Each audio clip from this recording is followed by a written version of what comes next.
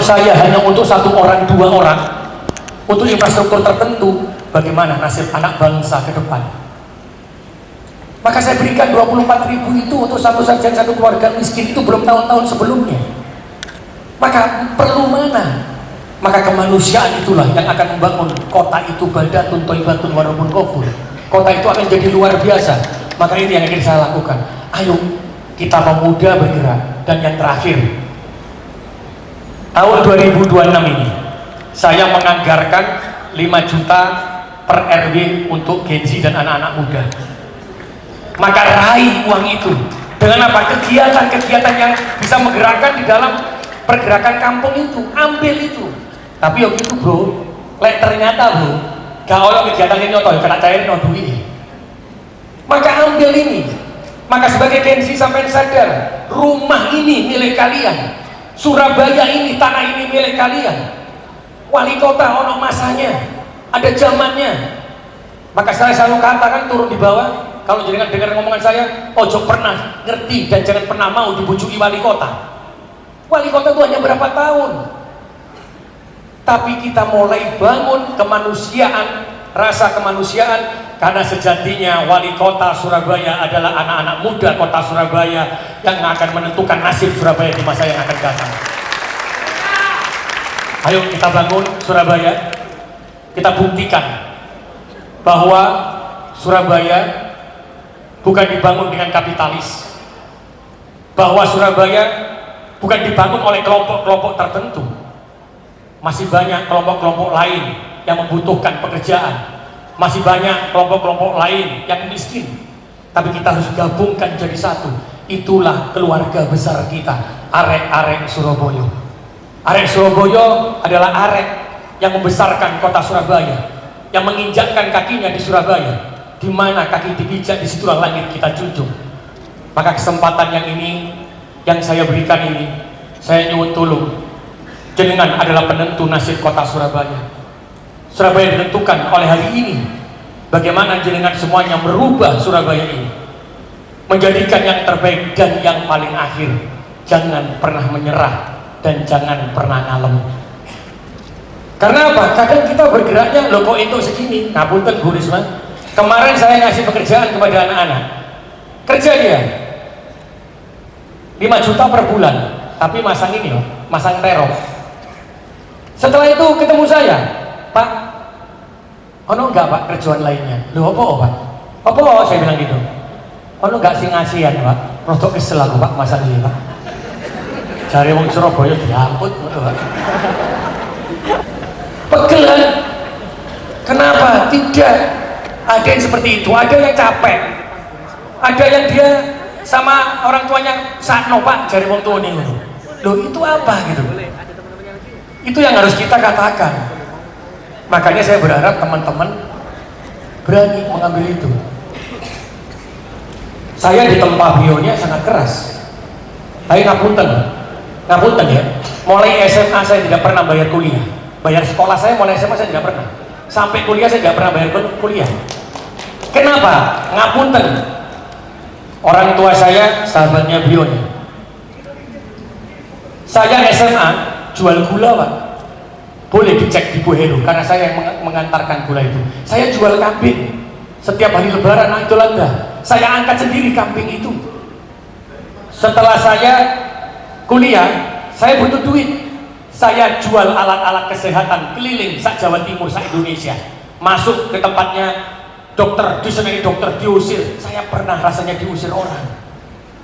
Makanya ketika saya lihat pemuda hari ini, ketika dia susah sedikit sudah lemah, setelah sudah sedikit dia sambat, loh ini susah. Tapi saya hari ini syukur bahagia ketika saya melihat mata yang luar biasa di depan saya ini, memiliki mata-mata yang matanya luar biasa, memiliki pandangan hidup yang luar biasa. Dan saya yakin di tangan jenenganlah Surabaya akan berubah di tahun 2026. Saya titipkan Surabaya kepada jenengan, anak-anak muda. Kesempatan ini ayo kita ambil bersama. Kita tidak bisa membangun kota ini sendiri. Soekarno mengajarkan kepada kita pertempuran. Yang bertempur meraih kemerdekaan bukan hanya pemerintah, tapi rakyat, semua agama ikut bertempur, berperang. Maka hari ini ketika kita memunculkan kemiskinan, mengurangi pengangguran, menghilangkan angka stunting, maka hari ini waktunya kita bersama. Matur nuwun untuk anak-anak muda, karena itu saya ingin anak bergerak.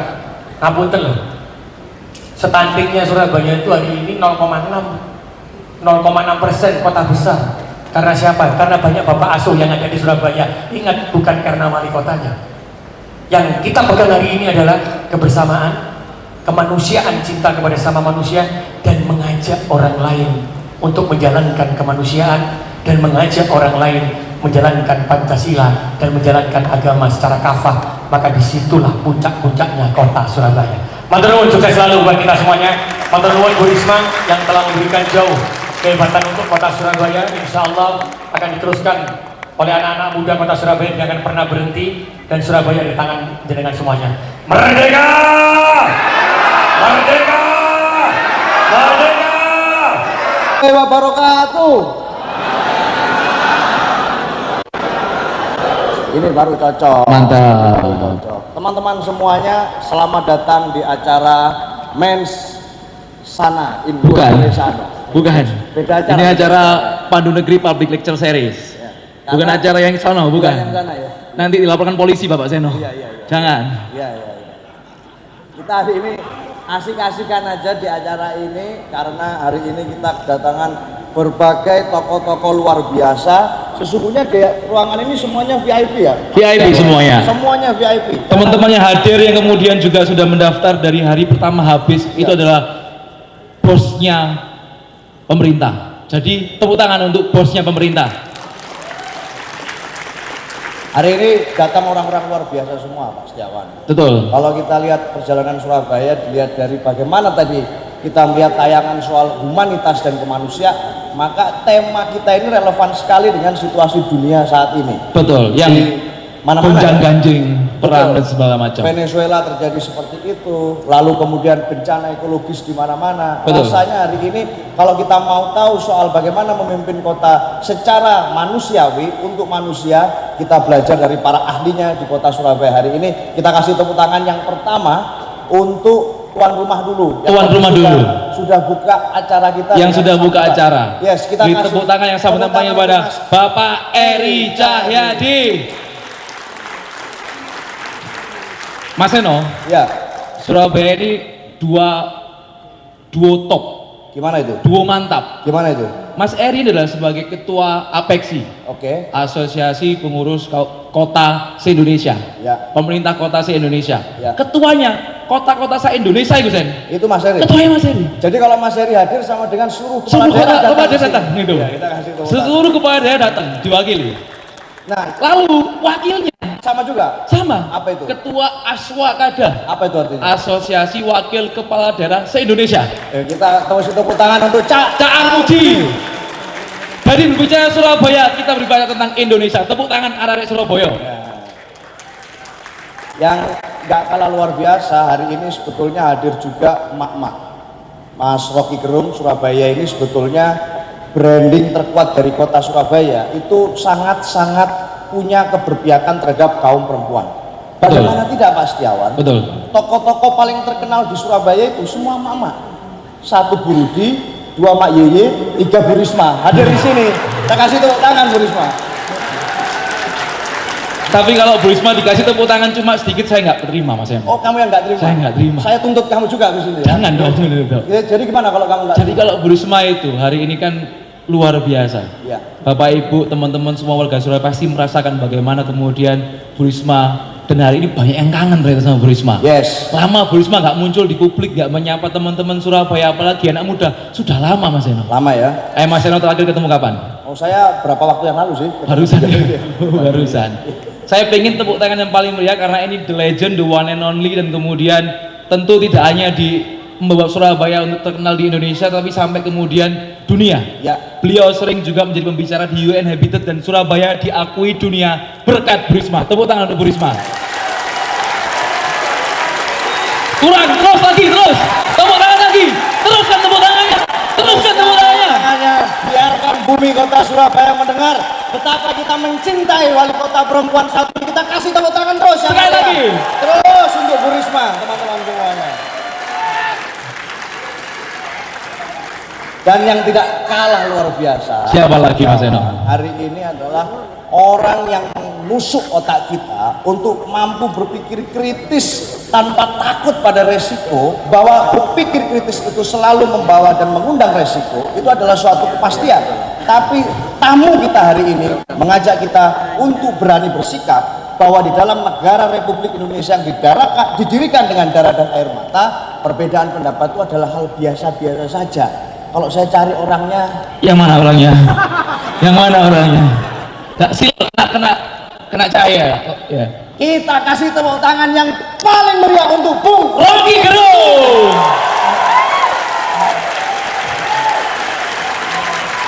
Cewek-cewek mana suaranya untuk Bung Rocky? Nah, kan cewek-cewek kan? Cewek-cewek mana suaranya untuk Bung Rocky? Ternyata paling banyak cewek-cewek. itu dia. Dan yang ini paling penting ini, Setiawan. Oke. Saya betul-betul agak gemetar menyebut nama ini karena beliau Siapa? ini dosen penguji skripsi saya. Oh. Beliau adalah penulis buku Merahnya Ajaran Bung Karno, seorang pemikir, seorang nasionalis yang setelah ini akan memberikan kita pandangan-pandangan beliau di kuliah umum pertama kita. Kita kasih tepuk tangan dan kita sambut Mas Erlangga Pribadi Kusman. Tepuk tangan Mas Erlangga. Arek uner di tepuk tangannya. Oh ada. Jadi bagaimana, kamu dipersulit apa enggak pas dosen pembimbing? Kayaknya banyak yang mahasiswa bimbingan beliau juga kayaknya. Belum lulus. Belum lulus ya. Belum lulus sebenarnya. Gimana kamu kemarin Ya, dibimbing? Beliau luar biasa, punya pemikiran yang hebat sekali dan top sekali, dan alhamdulillah saya lulus kemarin. Dipermudah. Oke, kita tanpa berawal-awal lagi mendengarkan kita di depan.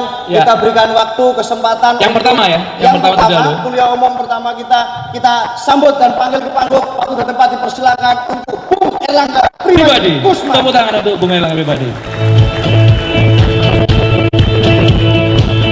Assalamualaikum warahmatullahi wabarakatuh.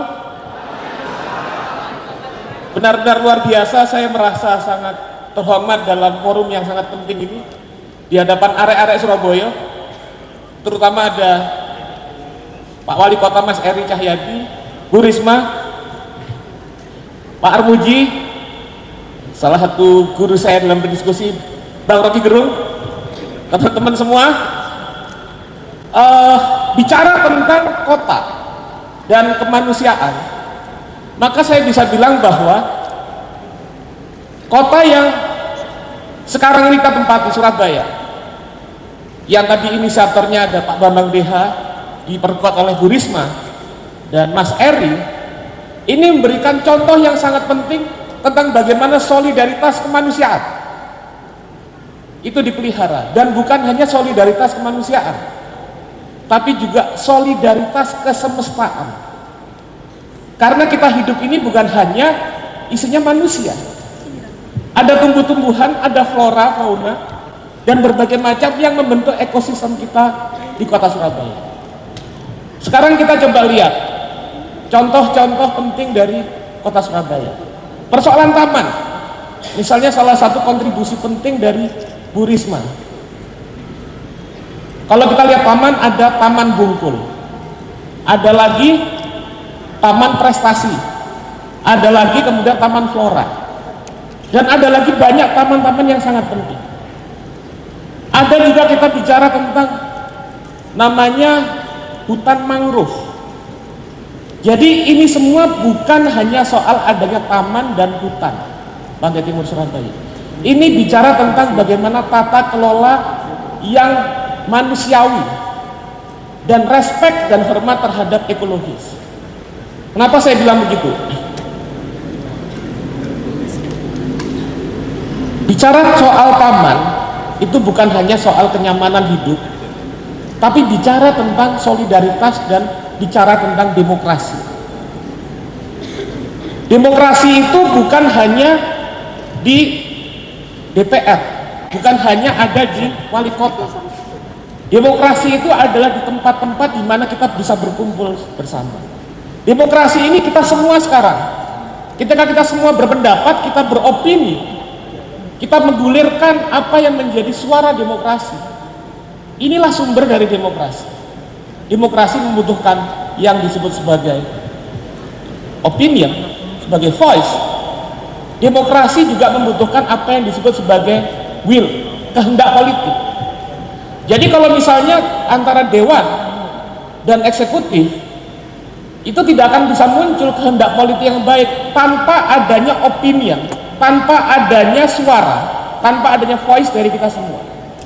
Dan itulah yang membuat Surabaya saat ini menjadi kota yang baik, menjadi kota yang menghargai solidaritas kemanusiaan. Jadi misalnya kalau kita lihat, kalau kita bicara tentang apa itu berdemokrasi, apa itu membangun solidaritas kemanusiaan, itu semua hanya bisa muncul ketika suara-suara dan berani untuk berpikir yang berbeda itu tampil. Dan itulah yang membuktikan Surabaya menjadi kota yang baik. Wali kota di kota Surabaya itu memang bukan segala-galanya. Dia bukan pemimpin, tapi dia adalah konduktor. Konduktor dalam sebuah orkestrasi di mana kita semua berperan bersama-sama untuk memastikan bahwa kita yang memiliki kedaulatan, kita yang bersuara, kita menjadi pemilik Surabaya.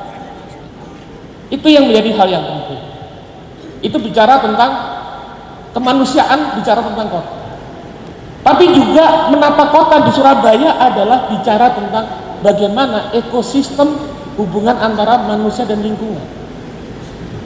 Beberapa waktu terakhir kita menyaksikan misalnya ada bencana yang muncul di Sumatera, di Aceh. Saya sempat ngobrol sama Bu Risma, bagaimana Aceh itu benar-benar memprihatinkan, bencana kemanusiaan yang benar-benar memprihatinkan bagi kita semua. Ada di Aceh, ada di Medan, ada di Sumatera Barat dan Sumatera Utara. Semua terjadi karena bukan hanya bencana alam, semua terjadi karena bencana sosial. Menumpuknya begitu banyaknya proses-proses kebijakan-kebijakan yang mana tidak memperhatikan alam dan lingkungan, sehingga kemudian adanya angin siklon, adanya banjir yang besar, itu terjadi karena tidak ada lagi hutan yang bisa menyangga ekosistem. Bagaimana dengan Surabaya? Bu Risma misalnya membangun apa yang disebut hutan mangrove. Hutan mangrove yang ada di pantai timur Surabaya seluruhnya. Fungsi hutan mangrove itu penting, bukan hanya membuat kita ini bisa jalan ke sana atau piknik di sana, tapi dia menjadi penyangga ekologis. Dia bisa menjadi kekuatan yang menopang bukan hanya peri kemanusiaan, tapi peri kesemestaan. Mengapa demikian? Dengan adanya hutan mangrove yang banyak, kita bisa menyaksikan misalnya terjadi proses untuk menyerap apa yang disebut sebagai karbon. Jadi karbon yang menumpuk di alam, di langit, itu yang membuat terjadinya apa yang kita kenal sebagai climate change. Iklim berubah, kemudian juga pemanasan global, adanya banjir segala macam yang tidak tadi kita sudah utarakan, lihat di video. Dengan adanya yang disebut sebagai mangrove tadi, semua terserap 5 kali lebih kuat, lebih besar untuk menyerap karbon ini dibandingkan dengan hutan. Adanya mangrove ini juga bisa menahan abrasi dari laut. Adanya mangrove yang besar juga bisa menghalangi agar banjir yang berskala besar itu bisa ditahan oleh hutan. Bayangkan kawan-kawan semua, kalau kebijakan mangrove tadi yang masif itu tidak hanya dibuat di Surabaya, tapi juga di Jawa Timur, tapi juga kemudian di Pulau Jawa, dan ini menginspirasikan dari perubahan ekologis di tingkat Indonesia. Betapa penting hal itu dari skala kecil, apa yang menjadi contoh dari Indonesia, dari Surabaya, itu bisa menjadi formula untuk membangun tata kelola peradaban bukan hanya yang manusiawi tapi juga ekologis. Nah tadi kalau misalnya mahasiswa saya Seno bicara tentang apa rujukannya di Bung Karno saya. Jadi Bung Karno itu pernah tahun 1946 dalam suatu pidato yang ada di Buruh Kehutanan, dia bilang begini, setahun setelah Indonesia merdeka pada waktu, Dia bilang bahwa 350 tahun kita tidak punya negara. Sekarang kita punya negara. Kita punya negara untuk kita bisa hidup. Hidup membutuhkan makan. Makan membutuhkan padi. Padi membutuhkan sawah. Sawah membutuhkan hutan. Hutan menghasilkan air. Tidak ada hutan, tidak ada air. Tidak ada air, tidak ada sawah. Tidak ada sawah, tidak ada nasi. Tidak ada nasi, kita nggak bisa hidup. Itulah konsepsi tentang tata kelola politik, tata kelola peradaban yang manusiawi. Dan oleh karena itu, maka kemudian kalau kita mendorong bagaimana menampilkan kembali gagasan dari pendiri Republik kita dalam tata kelola yang manusiawi dan ekologis, maka konkretnya coba kita bisa bicara. Misalnya kemudian mungkin Mas Eri ke depan itu bagaimana melakukan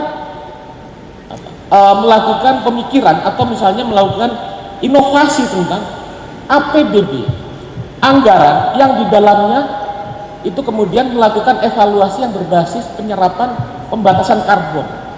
Bagaimana APBD yang kemudian ekologis itu memperhatikan problem-problem lingkungan hidup dan lain sebagainya. Nah, itulah kemudian yang penting untuk kita sekarang. Dan di sini saya mendapatkan insight yang luar biasa dari Mas Eri tentang bagaimana tata kelola yang membangun segenap potensi-potensi dari warga area-area Surabaya. Bahwa pemerintah itu memfasilitasi, memberdayakan bukan hanya dari duit anggaran, tapi juga misalnya ada semangat-semangat tentang kemanusiaan, benevolence. Kemudian juga filantropis dari orang-orang yang merasa selama ini hidupnya telah memiliki rezeki yang lebih banyak, dikonsolidasi dan didorong untuk memerdekakan, untuk memperkuat kembali semangat dan pemajuan dari potensi kemanusiaan area-area Surabaya. Tadi diutarakan misalnya ada program tiap keluarga satu sarjana misalnya. Kemudian untuk mendorong inovasi dari pemuda di Surabaya, itu juga bahwa setiap area Surabaya bisa berkelompok, bisa orang per orang, dia berkelompok, bergotong royong, apabila kemudian kreativitasnya bisa memberikan impact dan dampak yang baik bagi kampung di Surabaya, maka akan diberikan insentif 5 juta. Ini penting, ini sangat penting dalam kajian politik dan kajian-kajian sosial. Kenapa politik demokrasi kita sekarang mangkrak? Karena yang mendapatkan insentif itu adalah perilaku-perilaku yang buruk. Misalnya, coba bayangkan, orang curang itu dapat money politik. Orang misalnya terlibat dalam bentuk kecurangan-kecurangan pemilu, mereka dapat reward. Lah kalau orang yang berbuat baik apa? Ya ada rewardnya. Nah disinilah ada salah satu yang bisa kita olah, yang bisa perkuat, kita gaungkan tentang bagaimana membangun dan memberikan dorongan motivasi orang-orang untuk berbuat yang baik bagi lingkungannya sendiri. Nah saya pikir biar saya tidak berpanjang-panjang, maka ke depan menurut saya bahwa apa yang sudah dilakukan Surabaya ini sangat penting. Ada konduktornya daripada era reformasi, ada Pak Bambang BH, ada Bu Tri Risma hari ini yang kita cintai, ada Mas Eri Cahyadi. Dan saya pikir ke depan kita bisa memberikan dorongan energi yang kuat luar biasa, bukan dari pemimpin tapi dari kita semua. Karena siapapun nanti pemimpin wali kota di Surabaya, dia bisa mempertahankan ketika dia bisa menjadi konduktor yang baik. Tapi semua kita bisa membunyikan, kita bisa memainkan irama simfoni yang indah dalam kreativitas dan energi kita semua. Terima kasih. Assalamualaikum warahmatullahi wabarakatuh. Merdeka! Kasih tepuk tangan kalau tadi adalah merahnya ajaran Bung Angga hari ini. Kita dengarkan. Kasih tepuk tangan untuk Mas Erlangga pribadi, teman-teman. Baik semuanya, kita sudah mendengar ya tadi gimana Mas Angga menjelaskan bahwa kota itu butuh konduktor. Konduktor itu orkestrator. Nah, orkestrator kota kita selama tahun ke tahun itu adalah wali kota yang memang tahu bagaimana menata kota dengan baik. Bukan begitu Pak Setiawan? Betul. Tadi kita belum sapa teman-teman kita juga dari DPRD Kota Surabaya. ada Pak Budi Leksono, Gondrong, Pak Baktiono, dan teman-teman semuanya yang kami hormati. Juga ada Mas Denny, adik Surabaya Mas Denny, itu tepuk tangan untuk Mas Denny. Dan selanjutnya ada Mas Fuad Bernardi. Ada yang tahu Mas Fuad siapa teman-teman semuanya? Mantap.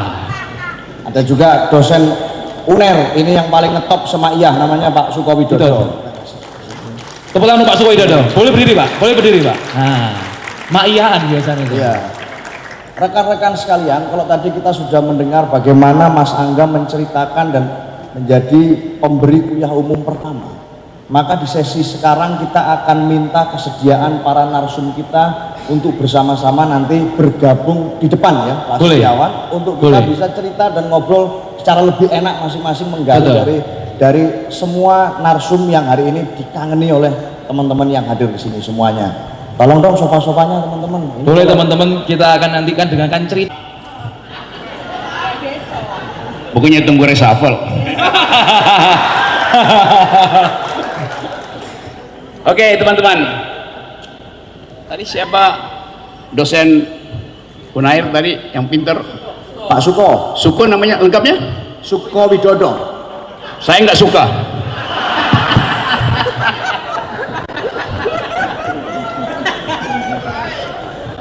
Selalu ada paradoks. Memangnya siapa yang suka Widodo sekarang?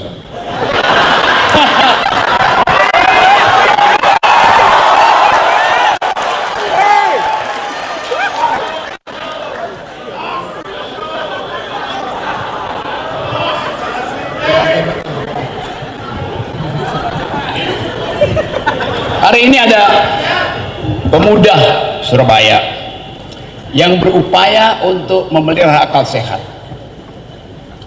berupaya untuk menerangkan pada publik bahwa ada kota yang bisa jadi model kota-kota di Indonesia.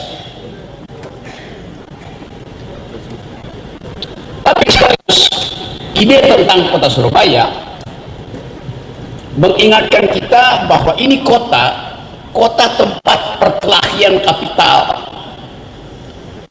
kota tempat perkelahian kultur, kota tempat perkelahian akademis. Karena itu dia hidup dari segi apapun. Surabaya kota yang dihuni oleh mereka yang menginginkan kehidupan, bahwa konsekuensinya ada dinamika itu bisa berubah menjadi kerusuhan itu bisa menghasilkan perubahan politik, itu soal kemanusiaan. Tapi saya senang bahwa tadi Ibu Risma antar saya ke hutan mangrove. Saya ikut nanam pohon di situ. Tapi kalau kita hubungkan antara hutan mangrove dan kerusakan lingkungan di negeri ini, maka yang saya tanam tadi bukan sekedar pohon, saya tanam paru-paru baru, penggalan dari paru-paru dunia. Karena paru-paru utama udah hancur di Sumatera Utara, hancur di Aceh, hancur di Sumatera Barat. Jadi Surabaya melalui Ibu Risma mengambil alih fungsi dari paru-paru, sebagian dari paru-paru Indonesia. Dan kita tahu begitu sebatang pohon ditanam, ekologinya langsung hidup. Ada tanam satu pohon, burung pasti mulai membuat sarang, cacing mulai menggeliat, ikan mulai merasa bahwa ada kehidupan. Jadi pohon itu adalah infrastruktur pertama dari kehidupan. Begitu ada pohon, matahari senang karena dia akan panggil air untuk melewati kapiler pergi ke daun, terjadi fotosintesis, ada karbon dioksida yang dibuang, ada yang disimpan dalam bentuk klorofil. Jadi satu pohon itu keajaiban yang akan membuat kita percaya bahwa ada kehidupan di depan kita. Pohon adalah sungai vertikal. Diajarin di sekolah-sekolah, sungai adalah apa yang mengalir dari hulu ke hilir. Itu sungai horizontal. Tapi pohon adalah sungai vertikal. Karena setiap kapiler dia mengisap air, diembunkan, diuapkan, dan pagi hari dia diembunkan, jatuh membasahi rumput, lalu jadi sumber inspirasi para penyair. Embun lembut, tibakan pesanku pada mantanku yang masih mantau.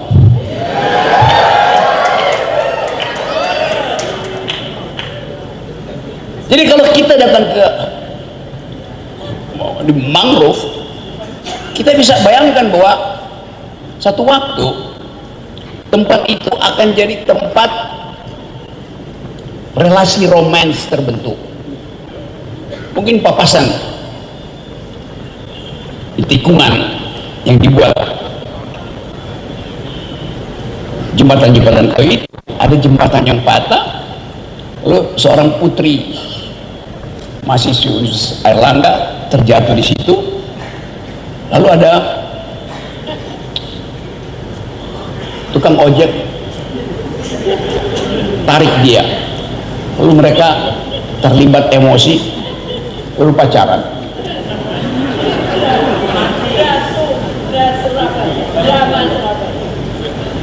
Dan akhirnya si mahasiswi itu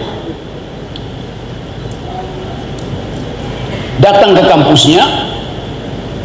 Semester berikutnya dia diajari oleh si tukang ojek, karena si tukang ojek ternyata adalah seorang S3 yang tidak ada pekerjaan sehingga dia ngojek. Itu bisa terjadi di mana aja. Hari ini ada 19.000 lulusan S3 sudah 3 semester tidak punya pekerjaan. Sangat mungkin terjadi. Jadi yang diinisiasi oleh Ibu Risma satu waktu akan diingat oleh dua pasangan ini bahwa mereka jatuh cinta di hutan mangrove yang dibuat oleh Ibu Risma.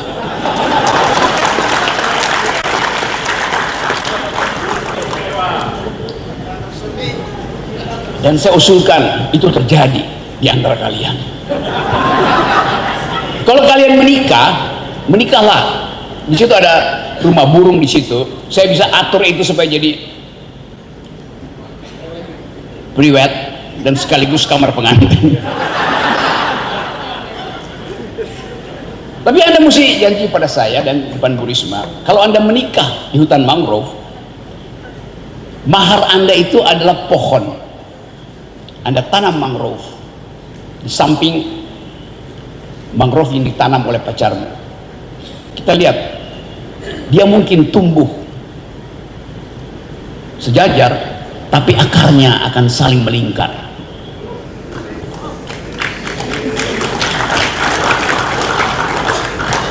Karena mangrove itu punya kemampuan untuk saling melingkar, mengikat sampai 100 meter. Di situ kekuatan mangrove. Dan seandainya Anda cerai,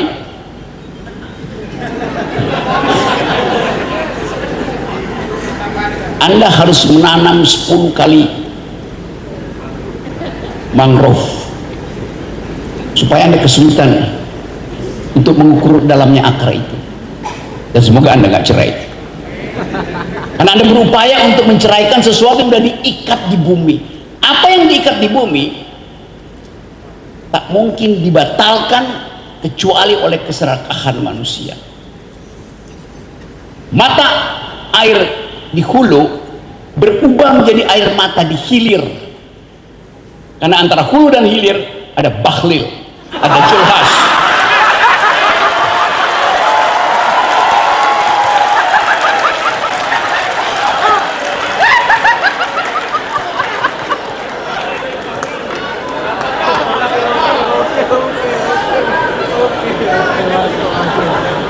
Anda melihat kasus lingkungan itu dari sudut pandang political economy,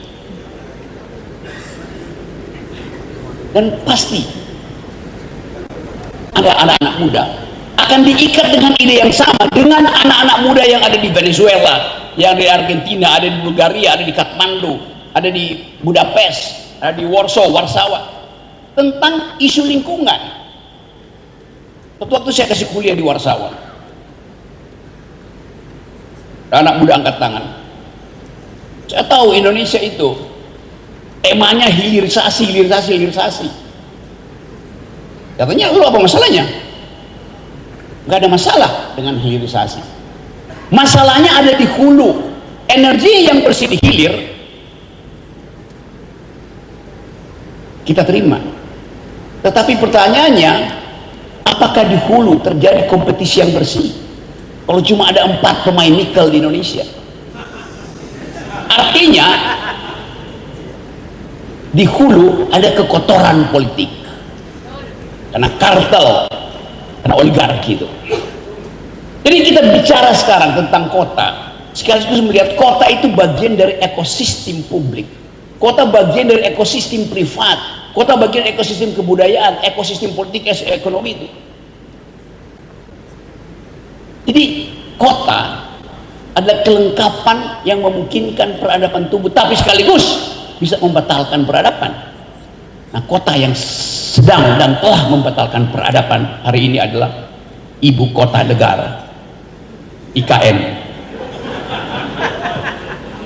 Dia rampas hak kalian untuk memperoleh pendidikan karena investasinya ratusan triliun dan mangkrak di situ. Jadi kita lihat bagaimana sifat kota itu bisa kontradiktif dengan ide awalnya. Ada pepatah bilang begini,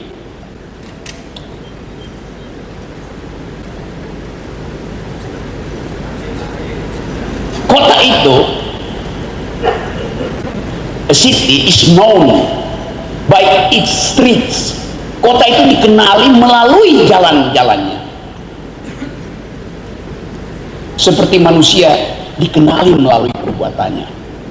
As a person is known by their deeds. Jadi kalau kita membaca kota, kita melihat jalan-jalannya. Pertama kali kita melihat ada peradaban kalau jalan itu menyenangkan dan membuat kita betah. Pertama kali kita melihat manusia kalau kita menemukan deeds-nya dia, perbuatannya itu membahagiakan kita. Kota yang beradab mempersyaratkan 3 hal. 1 adalah taman, 2 adalah trotoar jalan, 3 ada perpustakaan.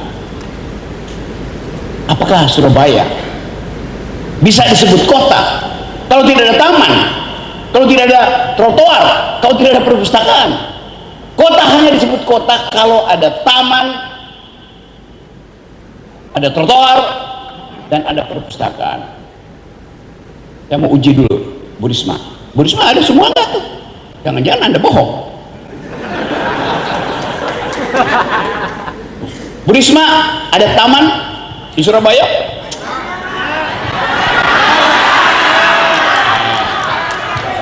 Bu Risma ada trotoar di Surabaya? Bu Risma ada perpustakaan di Surabaya? Berarti yang ditulis oleh media bahwa Risma itu adalah gila taman memang benar.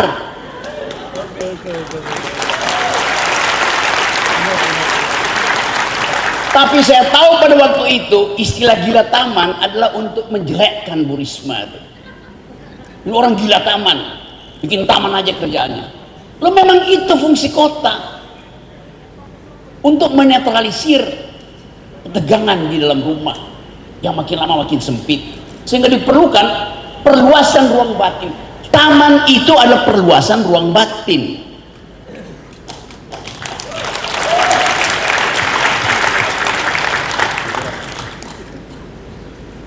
Dia bukan sekedar gila taman, dia adalah Dewi Taman.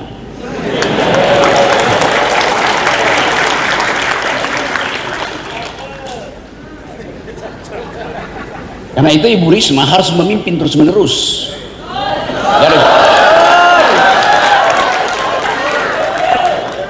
sampai di Republik. Jadi Ibu Risma namanya bukan Tri Risma hari ini. Tri Risma hari nanti.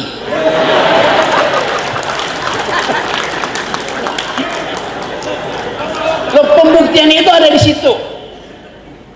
Tapi kita tahu upaya untuk menghasilkan pemimpin melampaui kondisi Surabaya dibatalkan oleh cawe-cawe. Parcok.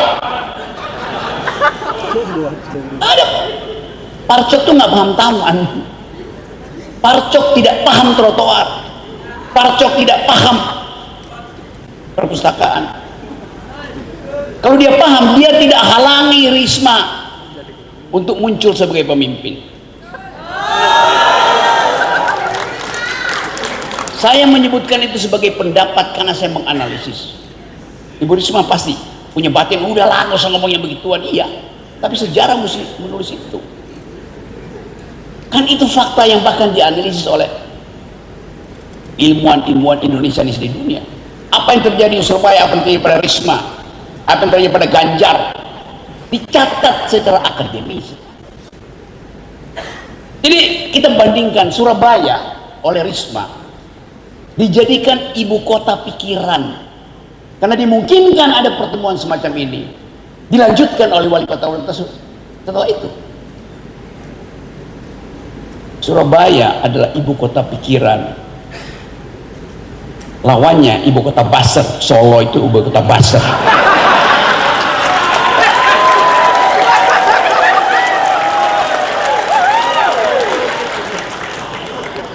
Saya balik pada tema ini.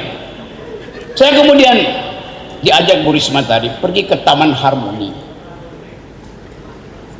Dipilih istilah harmoni untuk memungkinkan ada persahabatan antar warga negara, warga kota. Humanity itu, solidarity dimulai di Taman Harmoni. Sebelum tiba di Taman Harmoni, saya ikuti jalan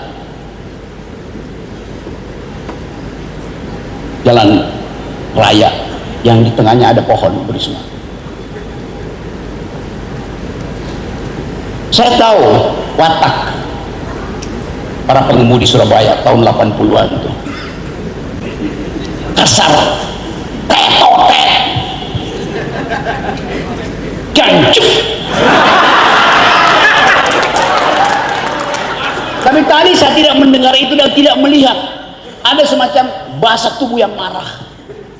Pohon yang ditanam oleh Ibu Risma menurunkan tekanan darah dari 200 ke 120.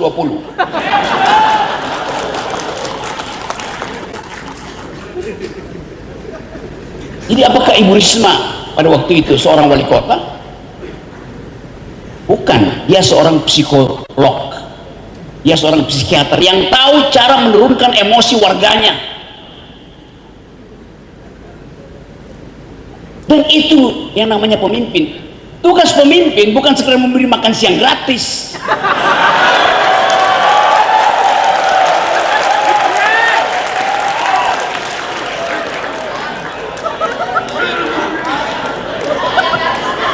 Tugas utama pemimpin adalah memberi makan pada batin manusia, memberi makan pada otak manusia. Dan kelihatannya Surabaya sudah berhasil. Stunting tadi jauh di bawah rata-rata nasional. Jadi ini kota yang punya masa depan. Masa lalunya panjang. Teman saya riset tentang Surabaya, disertasinya disimpan di Taipei, di Taiwan, menunjukkan bahwa abad pertama udah ada relasi diplomatik antara Surabaya dan Beijing dan Cina. Tahun 500 Surabaya udah jadi kota metropolitan, bergaul dengan Paris. Tahun 45 Surabaya menjadi kota yang memungkinkan kita ingat bahwa kepahlawanan dimulai dari kemarahan terhadap kolonialisme. Tapi kita juga ingat Surabaya adalah kota intelektual yang diasuh oleh Cokro Aminoto, tempat founding parents kita belajar. Surabaya ada kota CIA. Semua Intel Asia dulu pernah saling ngintip di Surabaya. Seorang perempuan namanya Matahari dikenal pernah beroperasi di sini. Jadi kita lihat bagaimana kelengkapan Surabaya dari segala aspek. Dan kita menginginkan itu dirawat kembali sebagai ingatan sejarah sekaligus proyeksi masa depan, bahwa kita bisa membentuk kembali republik yang hancur ini dari Surabaya. Ada jejak sejarah, ada peradaban metropolis, ada keragaman kultur. Tetapi inti dari sebuah kota adalah persahabatan, humanity. Inti dari kota adalah solidaritas. Dan itu yang kita tagihkan pada teman-teman muda hari-hari ini. Dapatkah Anda melanjutkan kota ini supaya betul-betul dari kota ini ada harapan untuk mengembalikan Indonesia yang berpikir, Indonesia yang majemuk, Indonesia yang human. Kita mulai lihat bagaimana kehidupan politik kita diombang-ambingkan oleh ketidakpastian, oleh kegelisahan. Dan saya menangkap semacam undercurrent politics, arus bawah politik yang lagi menggeliat untuk nyari celah muncul di jalan-jalan raya karena kesulitan ekonomi, karena kerusakan lingkungan, karena ketidakpercayaan pada pemimpin, karena kegagalan diplomasi internasional. Pertanyaan saya, sanggupkah Surabaya mengambil risiko untuk menjadi semacam peneduh negeri? Anda lihat kemarin Bu Risma, Presiden Prabowo mengumpulkan 1.200 guru besar di istana. Sampai sekarang saya mau tahu apa isinya. Pasti nggak ada. Kenapa? Tak seorang pun guru besar berani angkat tangan bertanya pada Presiden Prabowo, bagaimana nasib universitas, yaitu kebebasan berpikir. Bagaimana nasib riset ketika dana-dana pendidikan dialihkan untuk urusan makan siang bergizi. Tidak ada profesor yang bertanya begitu. 1.200 guru besar zong. Apakah mereka guru besar? Iya, titelnya guru besar dengan otak kecil.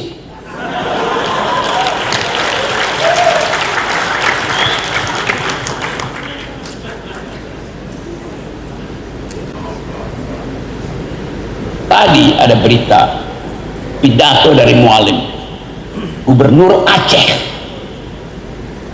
dengan sangat miris dia mengatakan, kami Aceh minta maaf karena mungkin sekali republik ini tidak akan lagi utuh, kami ingin berpisah seperti Timor Leste. Diucapkan oleh gubernur, artinya ada problem pada bangsa ini. Dan kita mendengungkan terus-menerus Pancasila, NKRI harga mati, tanpa paham bahwa relasi kita dengan Aceh terhalang karena arogansi kekuasaan. Relasi kita dengan Aceh terhalang oleh seseorang yang manggul-manggul beras di situ. Ya. Kenapa juga mesti manggul-manggul beras? Hanya untuk memperlihatkan bahwa dia punya dua dengkul yang kuat. Dan termul memang kuat di dengkul. Jadi kita mau baca Indonesia dari Surabaya, kita mau baca negeri ini dari sejarah perjuangan para pahlawan, para pemikir awal bangsa ini, dan mulai melihat bahwa tanpa human solidarity, tanpa prinsip humanity, hilang yang namanya NKRI. NKRI dihasilkan karena dua prinsip itu. Bahkan Bung Karno bilang solidaritas manusia itu bukan sekedar himbauan untuk merdeka, tapi himbauan untuk menjaga perdamaian dunia. Dan itu yang dihasilkan di 1955 di Konferensi Asia Afrika. Jadi isu kita ini, spirit of humanity, artinya spirit untuk mengembalikan sesuatu yang pernah ada di kita, itu kemampuan untuk peka pada sesama manusia. Saya menganggap bahwa public lecture semacam ini harus diperbanyak karena kita ingin berinvestasi di bidang humanity. Kalau Anda bicara tentang kehidupan dunia hari ini, semua anak muda dia nggak peduli lagi dengan nationality-nya dia percaya pada spirit of humanity. Anak-anak muda dunia, tata bahasa mereka adalah do you speak global security, karena ada problem Iran, karena ada problem Venezuela, ada problem Bulgaria, ada problem Nepal. Do you speak global security? Negeri kehidupan global kita sedang sangat berbahaya, tapi itu biasa karena dialektika politik dunia memerlukan realignment, upaya untuk menstabilkan kembali. Asumsi-asumsi multilateral hilang, asumsi bilateral hilang, karena arogansi kekuasaan bisa memaksa satu negara tunduk setunduk-tunduknya.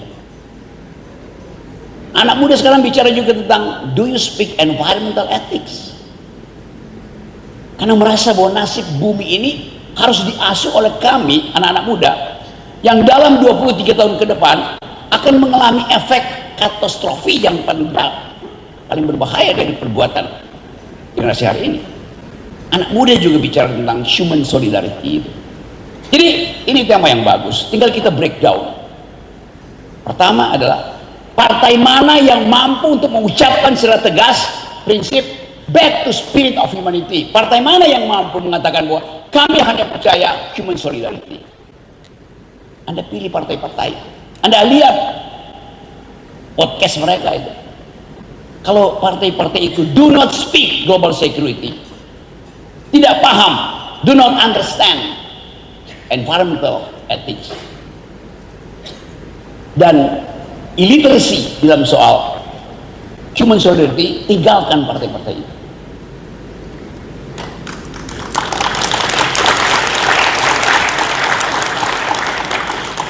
Upaya kita untuk masuk dalam peradaban politik yang memungkinkan kita ucapkan human solidarity, spirit of humanity, dibatalkan oleh rencana untuk mengangkat memilih kepala daerah hanya melalui forum DPRD. Apakah forum DPRD bisa dipakai untuk debat semacam ini? Jadi calon pemimpin nanti itu sekedar bawa amplop taruh pada ketua DPRD, selesai problem. Padahal kita ingin uji kemampuan berpikir calon-calon kita. Karena anak muda hari ini ingin kompetisi habis-habisan di 2009 dengan kemampuan argumen.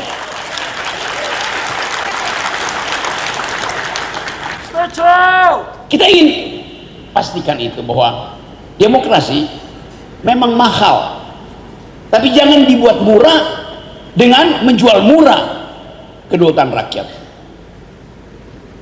Kan kalau pemerintah bilang bahwa oke, pemilu mahal, oleh karena itu dibuat murah aja. Di mana? Bikin di DPRD. Memang jadi murah.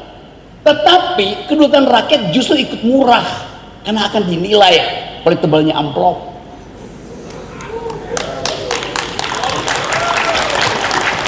Jadi kita hati-hati bahwa solidaritas itu mesti diperkuat untuk menghalangi arogansi kekuasaan. Dan saya percaya bahwa forum ini akan menghasilkan keinginan luhur untuk mulai mengatakan bahwa kami Surabaya, kami bisa menghasilkan kembali Indonesia yang bermoral, Indonesia yang berpikir. Terima kasih. Elektabilitas dan isitas.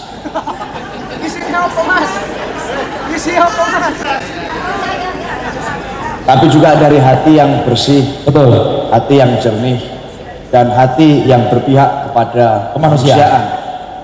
Kalau bicara soal itu, saya kira tidak ada hari ini yang menyaksikan bahwa kita punya dan bangga bahwa kota Surabaya punya pemimpin yang pernah dilahirkan dari laboratorium kepemimpinan kota Surabaya, seorang perempuan di tengah dunia pemerintahan politik yang ganas, yang keras, secadas apa yang disampaikan Bung Rocky tadi.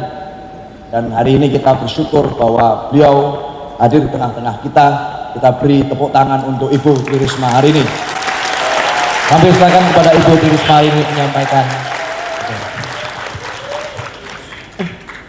Saya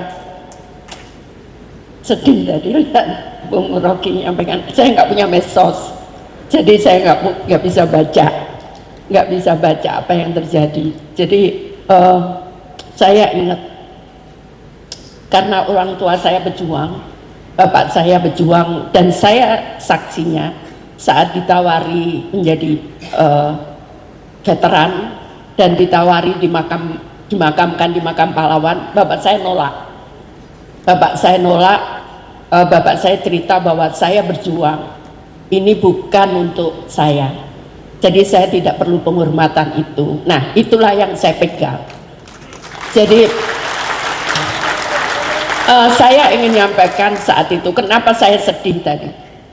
Saat saya berada di Papua, saya sudah diingatkan, saya berangkat ke sana, saya berada di Puncak Jaya. Saat itu saya juga ingatkan Bin, Bu, jangan lama karena bahaya. Tapi saya nekat karena saya pengen tahu kondisi di sana. Saya nekat. Nah, saat saya ketemu anak-anak di sana, saya tanya, anak-anakku, nanti kalau kita tos, Ibu, Mama hitung, kalau di sana manggilnya Mama, Ibu, Mama hitung 1, 2, 3, apa yang kita akan sampaikan? Mereka sampaikan NKRI harga mati. Disitulah saya terhanyut, sehingga saya diajak macem-macem, main-main sama anak-anak, saya ikut. Sampai dari petugas BIN mengingatkan staf saya, ini harus pergi, ini bahaya. Saya tenang aja, buktinya ya saya sampai di sini hari ini, ya kan. Yang kedua, pernah juga di Papua, di situ sudah dipasang semua bintang kejora. Saya sudah diingatkan, Ibu jangan ke sana. Oh, nggak bisa. Kalau saya janji, saya harus tepati. Saya ke sana, buktinya sekarang juga sampai di sini, ya kan. Saat itu pernah juga pada waktu bencana di NTT. Saya tiba-tiba acara-acara adat dan sebagainya, pada saat itu bencana, saya harus berada di tempat yang lain. Saya tunggu, saya dengan ada menteri yang lain juga, gak selesai upacara adat. Tiba-tiba ini helikopter harus pergi, sementara saya sendiri datang di situ. Karena sebetulnya banyak dari Jakarta, ternyata harus naik helikopter yang isinya cuma 6. Tinggallah saya berdua, yang 4 stafnya menteri itu.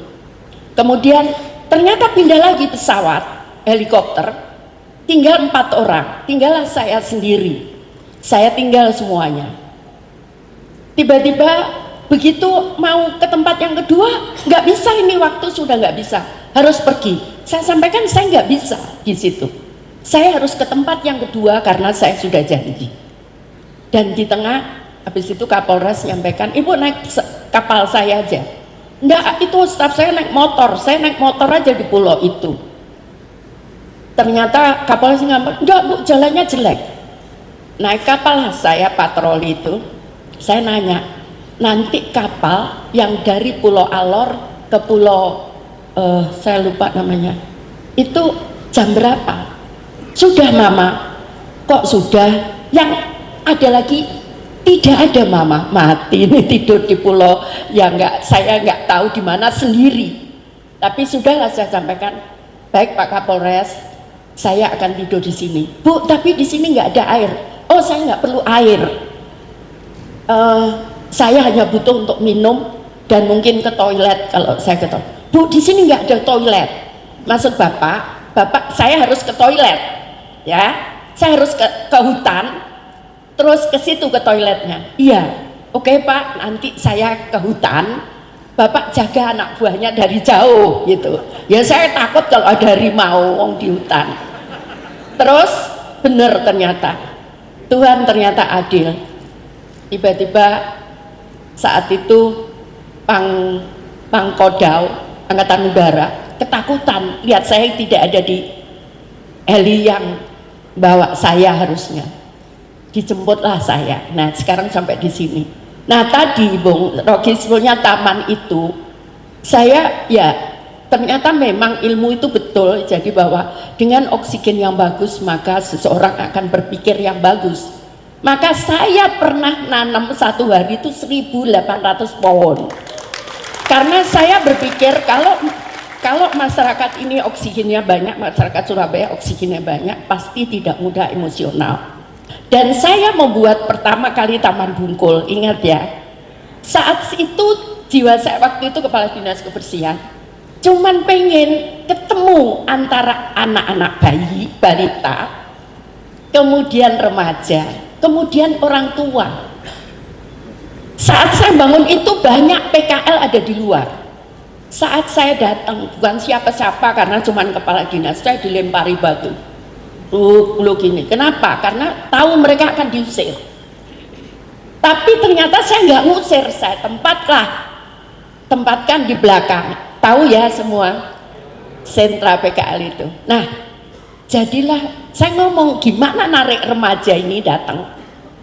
Saya kasihlah free wifi. Ingat, free wifi itu mungkin pertama di dunia, sehingga Taman Bungkul itu mendapat penghargaan taman terbaik se-Asia Pasifik ya. Nah, jadi saya ingin menyampaikan sebetulnya apa? Kalau di suatu kota itu kita bisa bertemu, maka kita akan bisa saling mengisi. Yang kecil bisa tahu yang besar tahu dengan yang tua, maka akan terjadilah penghormatan. Saya percaya itu.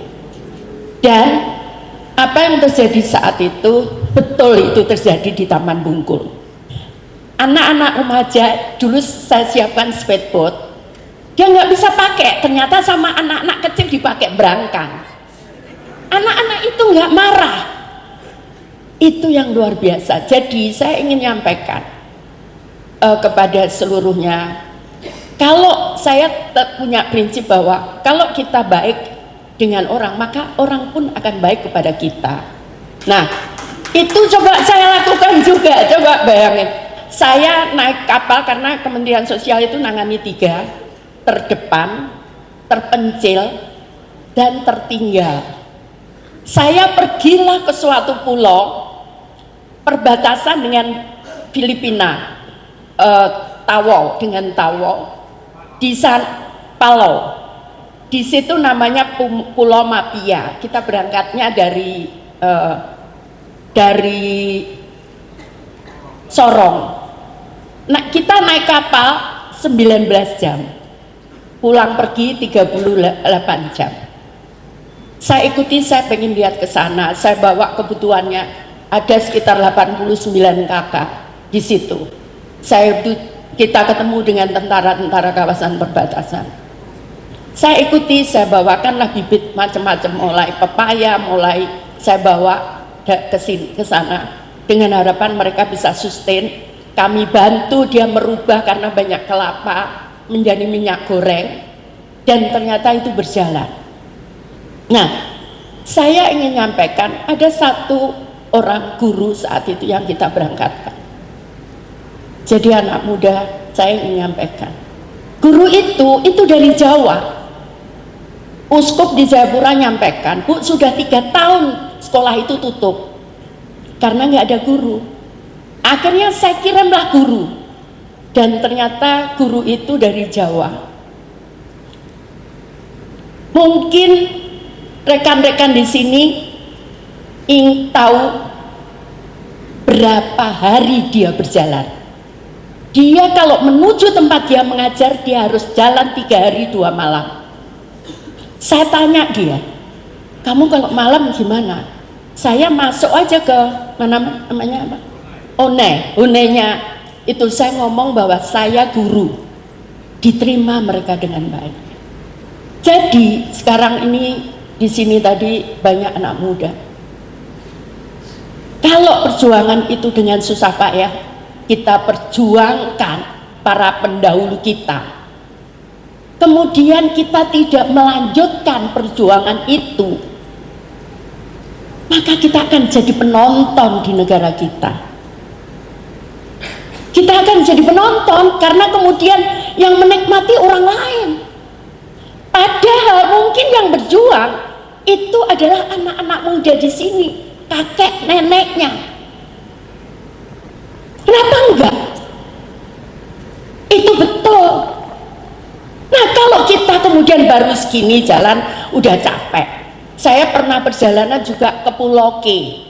Pulau K itu berbatasan dengan Australia. 34 jam saya jalan satu kali jalan. Naik kapal, mabuk-mabuk. Saya pernah juga perjalanan 17 jam jalan darat. Mana ke toiletnya? Saya bawa sarung, katanya Bu Mega, Mbak kalau pergi ke sana bawa sarung. Saya depro aja. Kalau yang laki-laki enak minggir. Ya hutan semua mau apa? Jadi karena itu, ayo jangan menyerah. Jangan menyerah. Saya sengaja buat 1.400 lebih perpustakaan itu supaya anak-anak Surabaya itu dia punya pendidikan. Oke lah. Oke lah kalau saya ngomong tidak semua bisa jadi sarjana. Tapi apa mesti harus kalah? Pertanyaan saya. Saya punya satu anak. Dia tiba-tiba curhat ke saya suatu acara. Bu, semua orang benci saya termasuk orang tua saya. Aku udah takut aja, ini kenapa? Semua orang benci. Terus, emangnya kamu kenapa sayang? Karena saya suka balapan. Oh, aku bilang, aku seneng kamu. Kalau kamu balapan, kamu nggak mabuk kan? Ya enggak lah, mana bisa balap? Itu lahirnya sirkuit di Surabaya Barat yang tadi ditampilkan Mas Ari. Itu sekarang melahirkan pembalap tingkat dunia. Tuh anak tuh datang ke saya, Bu, saya pamit, markas saya pindah ke Dubai. Jadi kemarin saya dengar dia pindah lagi ke Eropa. Jadi artinya tidak ada yang tidak mungkin bagi semua saja. Tidak ada yang tidak mungkin. Tergantung kita mau atau tidak. Ingat, saat pejuang itu saya diceritain marahum bapak saya. Bapak saya karena rumah kakek saya dipakai oleh santri-santri seluruh Jawa Timur untuk tempat markasnya. Bapak saya itu disuruh nyuri senjata di Don Bosco itu. Dicurilah senjata itu, sudah dicuri banyak, kena tembak lagi, tapi ini disuwuk jadi nggak luka. Bapak saya cerita cuman tegores, saya lihat itu, ini loh bekasnya, nggak luka, padahal kena tembak. Nah, saat senjata itu sudah ngumpul, ternyata nggak ada yang bisa gunakan, luar biasa kan? Tapi kenapa mereka takut? Penjajah, kenapa mereka takut dan mereka pergi? Karena begitu banyak korban. Makanya ada buku Battle of Surabaya, coba dibaca. Bagaimana mereka ngeper, karena begitu gagah berani arek-arek Surabaya berjuang untuk mencapai kemerdekaannya. Jadi coba bayangkan, kalau kalian menang di pertempuran ini, kamu berhasil, kamu sukses, kamu bisa menolong orang lain. Kamu bisa menolong orang lain, coba camkan. Kalian bisa menolong orang lain. Tanpa harus jadi pejabat, bisa menolong orang lain. Kalau kalian berhasil, minimal memberi pekerjaan. Nah, sekarang tergantung kita. Kita mau kalah atau menang? Kita mau kalah atau menang? Kita mau kalah atau menang? Pegang kata-kata itu. Pegang kata-kata itu ya. Pegang kata-kata itu. Kenapa? Saya banyak diundang. Karena saya nggak bisa bersaing jadi ketua Apexi. Dicalonkan, ternyata ada yang bisik-bisik saya, Bu, tolong ini dibantu untuk jadi ketua Apexi. Oh ya, saya bantu, ternyata nggak jadi juga, itu yang saya bantu. Nah, akhirnya saya jadi presiden UCISG, United Cooperation Local Government Asia Pasifik ya. Nah, kemudian saya diangkat menjadi presiden Belt and Road oleh Presiden Xi Jinping di China. Disitulah saya belajar. Saya ditanya, oke, saya tanya aturannya, boleh nggak saya jadi ini presiden ini? Boleh katanya. Tapi saya ngomong, tapi saya punya syarat. Oke, syaratnya apa? Saya pertama boleh belajar tentang UMKM. Dan saya belajar. Makanya disitulah saya takut. Kalau kalian tidak punya fighting spirit, maka kita akan kalah. Kita akan dijajah kembali. Karena itu tolong sekali lagi, jangan menyerah. Kalau sekarang gagal, bangkit lagi. Kalau keakhirnya jatuh, bangkit lagi. Sampai suatu saat jatuh takut pada kalian semuanya. Bisakah? Ayo kita buktikan. Kita adalah cucu-cucu dan anak-anak para pejuang yang tidak pernah kenal takut dan tidak pernah kenal menyerah. Boleh? Nah, kenapa? Tadi saudara kita yang ada di Papua, saudara kita yang ada di Aceh, saudara kita di NTT masih butuh bantuan kita. Kalau kalian biasa mungkin tidak makan, puasa ngeluh, padahal ada buka, ada sahur. Tahu ada anak Papua, saya tanya, saya kasih kue, terima kasih mama, tiba-tiba makannya, loh kamu tadi belum makan pagi, sudah 5 hari mama. Mereka tidak makan 5 hari. Jadi kalau kita bisa bantu mereka dengan persaudaraan, dengan ikatan kekeluargaan, maka kita akan bermanfaat hidup kita. Saya waktu dicalonkan gubernur, diperiksa kesehatan gini-gini, ngapain gitu. Saya pikir, untuk apa aku gini ya, kok susah amat jadi gubernur. Diperiksa lama sekali, 2 hari, coba bayangin, semua diperiksa. Lah aku jalan kaki biasa 6 jam, 5 jam biasa kalau ke Papua ke itu. Nah, tapi bukan itu sih, cuman saya mikir kalau ini saya nunggu 2 hari, saya sudah bisa bantu saudara-saudara saya di Papua. Nangislah saya berhenti, saya nggak mau diperiksa lagi. Bingung semua tim saya, ini gimana ini katanya gitu. Enggak, wes aku mending 1 hari itu waktu saya bisa nolong orang. Makanya waktu di Aceh, ibu minta ibu berangkat, aku nggak ngitung apa-apa, berangkat sampai sana, tiba ibu duwe akeh, gak duwe ternyata ya. Tapi ya namanya bonek ya toh, bonek aja gitu ya. Ya, saya percaya bahwa pasti ada manfaatnya saya ke sana. Jadi karena itu, ini banyak anak-anakku seusia anakku, bahkan mungkin cucuku. Ayo, sekali lagi, kalau kalian berhasil, kalian bisa menolong orang lain. Tinggal kalian mau atau tidak? Ayo, mau apa tidak? Terima kasih.